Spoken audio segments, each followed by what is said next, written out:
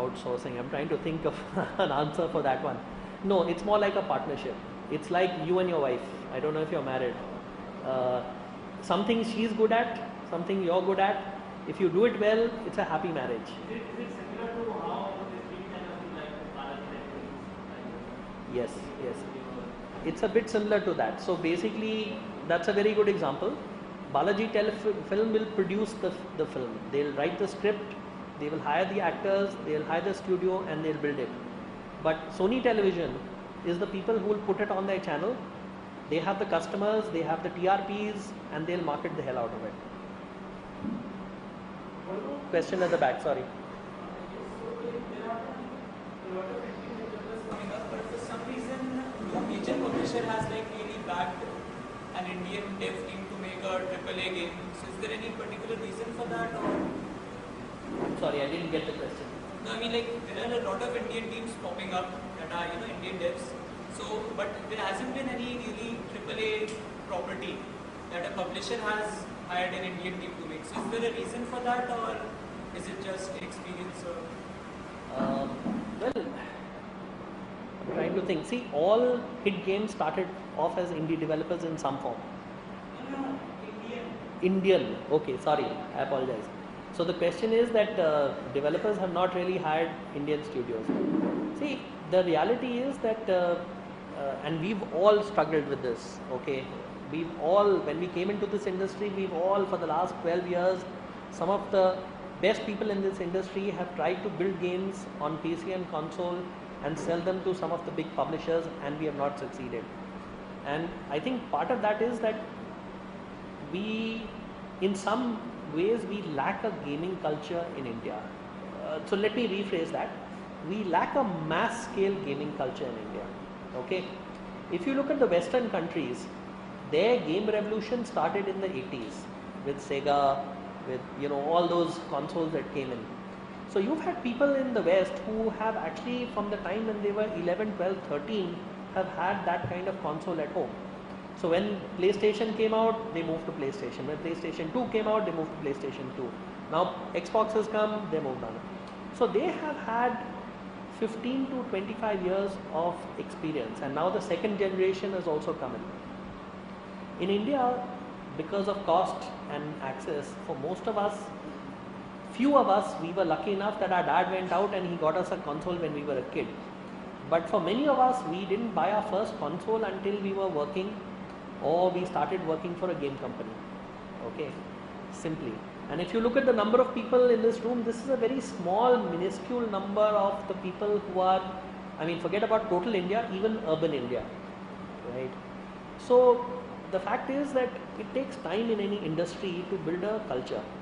If you look at, for example, even today, your parents, if you tell them you want to work for a game company, even as an engineering technology specialist, they'll say, no, go and work for Infosys, right? Please, don't work for this strange company called Smart Cloud. Who the hell are they? Don't know. Go and work for Infosys.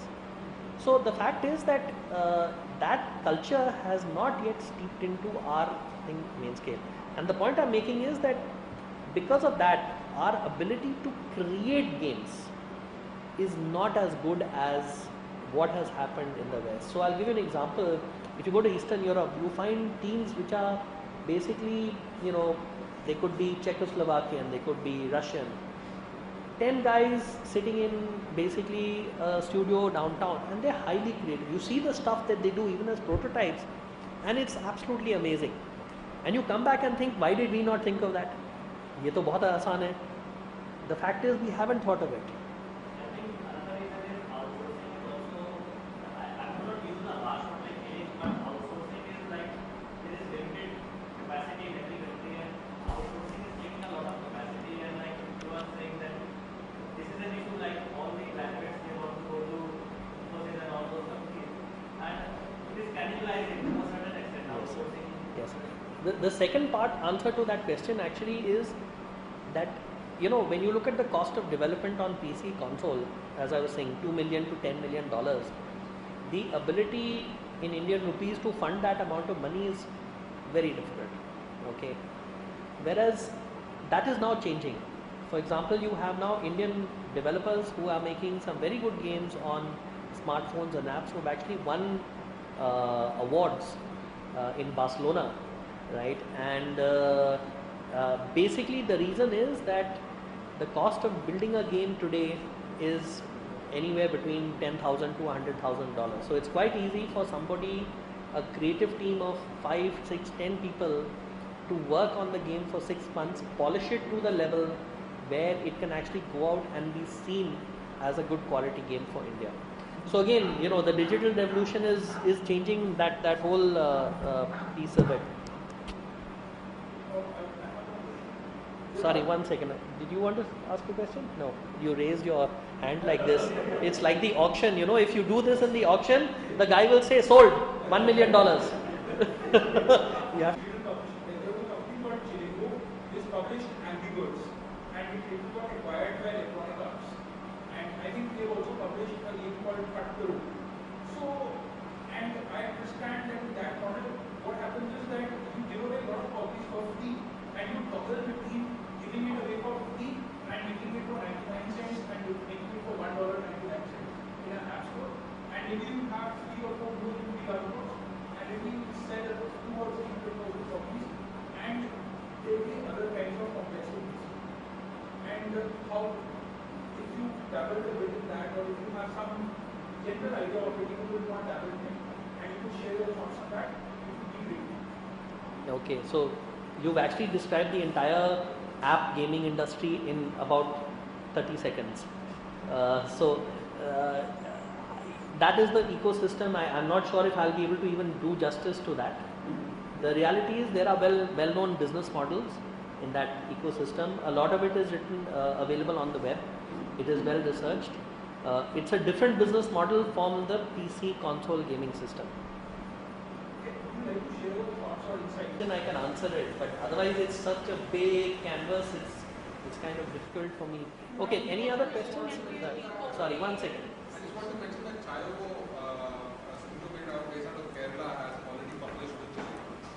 Chile published their last game, Backyard Towns. So we can probably have them share about how they managed to get it published. Yeah. Change your world. They sponsored our card on Last question. Sorry. Okay. Last question. Actually, I was curious to just ask a question on the intellectual property. But before that, if I may, take time. The other thing is, I think something asked a question about the Indian gaming industry and why it hasn't. What again, something else that I find curious if you may have a view on it is, when I read the stats recently, I think the report that India Frames 54 published, they said China is now moved ahead of Japan as the second largest gaming market of the universe. And in many ways, China and India kind of have similarity because these are not the countries where you had a gaming culture, at least I'm not aware. So I was curious what's given China such a big push ahead. Because, so that was one part, and maybe I can complete this question. Okay. So actually, I think India and China are very dissimilar, not just in gaming but overall. You look at the structure of the economy, you look at the way they kind of but that's a separate discussion. On gaming in particular, also China many years ago, I think starting in the 90s, when the whole early 2000s, the whole online gaming culture became mass scale. So the way today we look at our mobile phones and we can't live, you talk to a 15-year-old, they can't live without their mobile phone and Facebook. In China, because of their basically cultural background as well as the whole restriction on TV and entertainment, this was the only source of entertainment that many Chinese had. And so over the last 10, 12 years, and this coincided with the economic boom. So on the one hand, you had money, you had aspirations of the youth, and on the other hand, you had only one possible legal form of outlet that was licensed and controlled by the government and blessed by them. Okay, so online gaming took off in China. In fact, that's the bulk of the market today. So you heard more one case was South Korea, pretty as that was not in China, it's actually had like no. So again, if you briefly look at the history, all the imports into China were from South Korea. All the online games were licensed from South Korea initially. They went in, they became big, then the Chinese companies reverse engineered the games, they reverse engineered the technology, and they became bigger. So, that's second question and last question, I think. Yeah? I was just curious on the intellectual property. Again, you've been in the industry for a while. Obviously, can be a contentious area because the developers in these have done all the IT work, and I know a publisher. First time I shared my idea. The deal doesn't go through maybe my idea is already now. The other person has. But first discussion itself is a tricky one for anybody who works for a company. But nowadays, because I've seen this happen today, I've had friends who say I've got a great idea. It's a reverse part. I'm looking for someone to develop it. But I don't want to talk about it because the moment I start exploring a partnership with somewhere that to. So that is one. The second part is again the ownership. So you've got a title and then you have the intellectual property on the actual concept. You don't want to create more games later, you don't want to be tied up with the same publisher. Typically, how is this handled? I was finding negotiation on. Are there some standard models saying typically the publisher would take ownership of this while you take ownership of that? So, like I said, there are standard models. The models vary from publisher to publisher. So some publishers will want to own everything, right, including the rights to the sequel. Some publishers will say, okay, it's limited to 3 games, and then after that, we'll renegotiate. Some publishers are actually saying, look, we don't want to take a risk with this, so we limit our.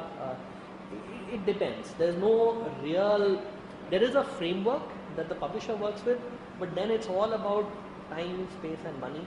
It varies between the same publisher. There's a time when Electronic Arts may be gung-ho on acquiring licenses because that's the company policy.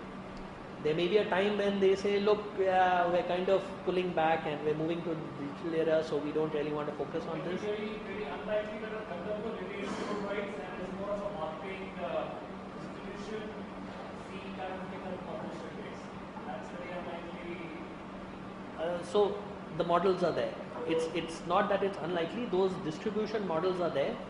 Across Europe, you have many games which are made by these small independent studios, which are then put in through one of the not the A-tier publishers, but the B-tier publishers, and they take only a distribution fee. They do nothing. They don't provide you insights.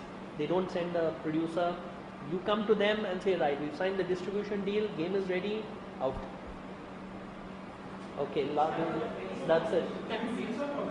Sure. Okay, look, guys.